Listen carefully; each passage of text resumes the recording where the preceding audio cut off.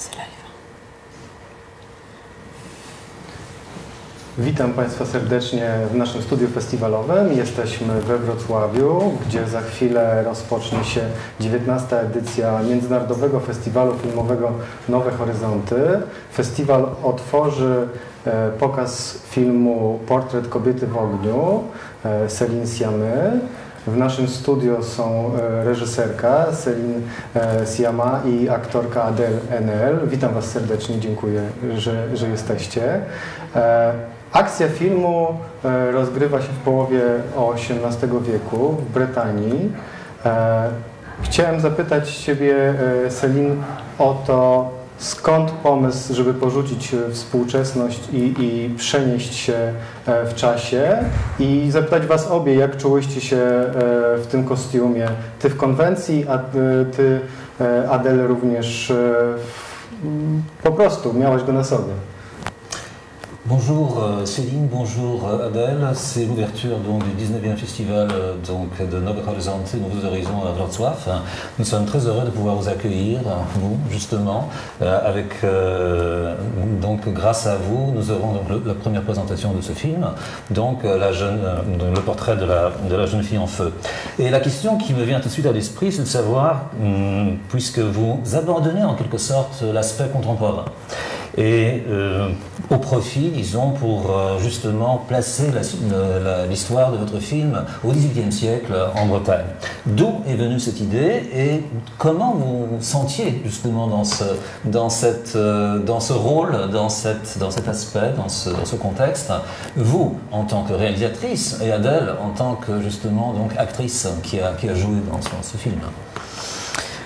L'objectif, c'était précisément de faire l'objet le plus contemporain possible, parce que voilà, il y a le contemporain de ce qu'on raconte et puis il y a le contemporain de ce qu'on fabrique. Et pour moi, il y avait dans l'idée du passé et du genre qu'est le film en costume, une possibilité de cinéma, d'imaginaire, de grand travail d'intervention sur le monde qu'on recrée, qu'on réorganise, qui est toujours le cœur de notre métier. Et il y avait dans ce pas de côté quelque chose qui permettait de faire l'objet le plus moderne, contemporain possible. Et du coup, j'avais l'impression de faire pleinement mon travail et possiblement d'être même libérée par ce XVIIIe siècle à réinventer. Et moi, qu'est-ce que ça fait? Effectivement, comme a dit Céline, ça crée le fait de faire un film d'époque, ça crée une espèce de bulle qui est propice à développer une sorte de fantasme de jeu, quoi. Donc de la même manière que Céline a utilisé le XVIIIe siècle pour être le plus contemporain possible, moi dans le jeu, je me suis amusée à essayer d'insuffler aussi des choses qui n'étaient pas forcément inspiré d'autres films en costume, mais plus je me suis inspirée plutôt presque de la tradition de théâtre japonaise, notamment le No. Et puis aussi je me suis amusée à essayer de créer une sorte de travelling intérieur au personnage.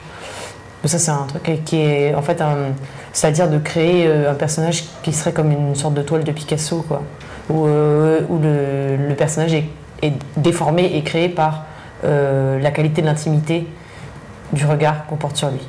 Voilà. Bonne chance. Votre film, Céline, est une sorte d'éloge du regard de la femme, d'une femme, et en même temps cela nous fait penser à une chose extrêmement importante, c'est-à-dire, bien que ce soit une femme qui, elle prend, disons, le pinceau, elle peint, disons, justement son personnage pour peindre le portrait d'une femme qui va être mariée, disons, un petit peu contre son gré, je pense, donc de cet aristocrate qui doit être marié, mais en même temps, on pourrait dire que inconsciemment vous restez ou vous subsistez, ou vous restez peut-être comme prisonnier de certains schémas, de certaines conventions qui ont été imposées par l'homme ou par les hommes. Est-ce que vous pensez que c'est vrai, ou est-ce que vous pensez que c'est justement dans quelle mesure, disons, vous vous sentiez en quelque sorte forcé, disons, par ce regard, disons, imposé par les hommes? Non, je me sens pas forcée par ce regard, mais effectivement, je pense que le propre même d'un regard qui serait féminin, ce serait moins sa spécificité que son hybridité. Parce que en tant que metteur en scène femme, je suis élevée, comme nous tous et toutes, dans un monde, un imaginaire masculin. Et donc ma particularité, ce serait plutôt de savoir naviguer entre les deux mondes, ce qui est pas forcément le cas justement des auteurs hommes. Et je crois que le film, même dans son genre, en tout cas, peut démarrer d'une façon qui peut sembler académique, voire référencée, même s'il fait plus appel à Jane Campion donc plutôt un regard féminin qu'à Kubrick, par exemple. Mais précisément, je pense que notre qualité, notre responsabilité, c'est de faire dialoguer les deux mondes, comme le monde des vivants et des morts. Et que le cinéma, c'est souvent ça, c'est souvent affaire de fantômes, et que le fantôme, c'est le regard masculin. Et peut-être que nous, on est du côté précisément du regard le plus vivant possible. Możemy powiedzieć, że jest to spojrzenie kobiety reżyserki czy reżysera jest mniej, może chodzi tutaj o w mniejszym stopniu o specyficzność, co bardziej właśnie o pewną hybrydyzację. Ce qui est significatif, c'est qu'à l'écran, pratiquement il n'y a pas d'hommes, justement. Ils sont pratiquement invisibles. Et dans cette équipe qui a tourné le film, donc il y a aussi cette prédominance, cette présence très forte de femmes. Et donc, elles sont vraiment très très présentes, les femmes, n'est-ce pas? Aussi bien du point de vue des acteurs comme de l'équipe.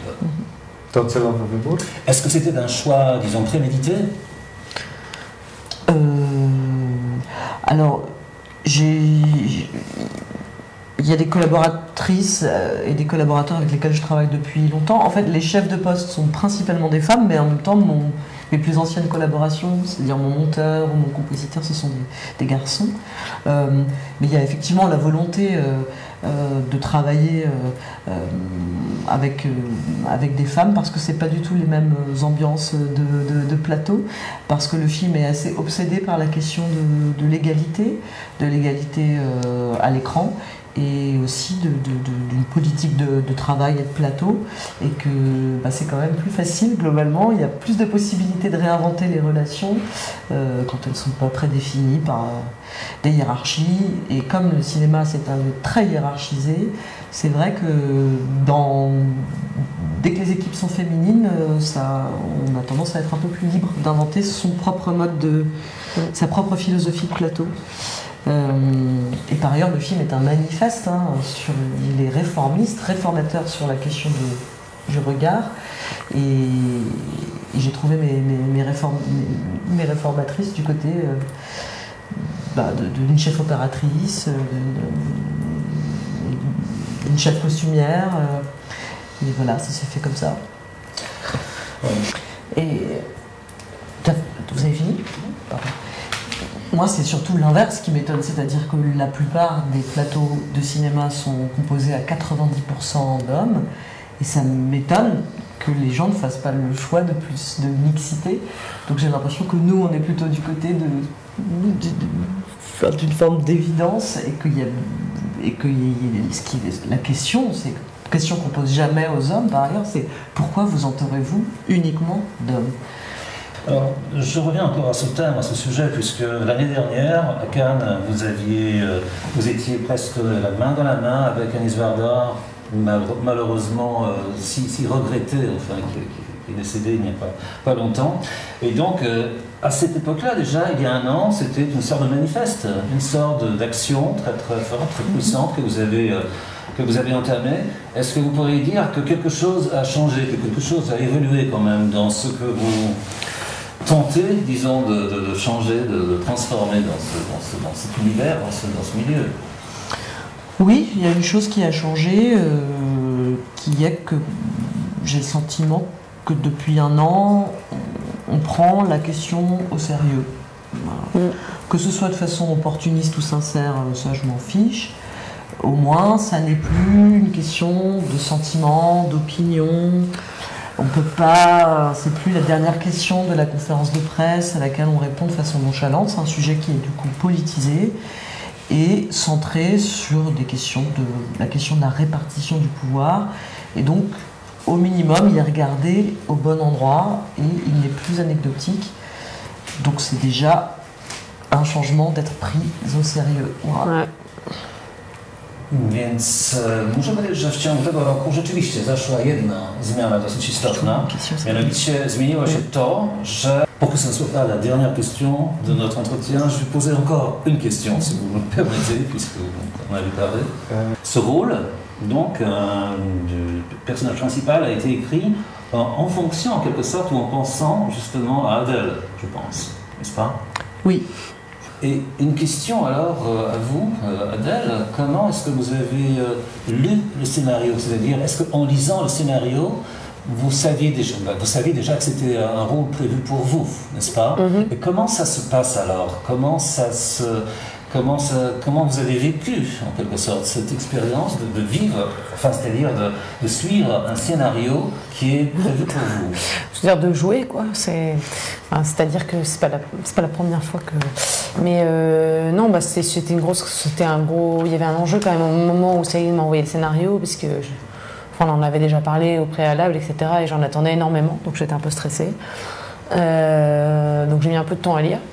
Mais par contre, après, une fois que j'ai lu, j'ai senti que, enfin voilà, qu'on se comprenait parce qu'on continuait continuait une sorte de conversation qu'on avait eue, quoi, et donc voilà, donc je pense qu'on était à un niveau de connivence qui permettait de justement que on sache déléguer, enfin je sais pas ce que tu en penses, mais l'une à l'autre des sortes de responsabilités. Donc ce que je vous ai dit lors de la première question sur des espèces de délires un peu de jeu que moi j'ai pu avoir, j'en ai pas forcément immédiatement parlé avec Céline. En fait, j'ai juste pris ça en charge et je savais que de son côté, il y aurait elle se poserait un tas de questions que moi-même je n'avais pas forcément à l'idée, quoi. Donc voilà, c'était une responsabilité dans la collaboration parce que je savais qu'elle me laisserait une grande marge de liberté, en fait. Voilà, tout simplement. Je vous remercie beaucoup pour cette interview, mais aussi pour, justement, et j'espère enfin que vous allez répondre, bien sûr, à des questions très nombreuses qui vont être posées par le public à l'heure du gala qui se prépare, disons, à 18h30, je pense, donc au cinéma aujourd'hui.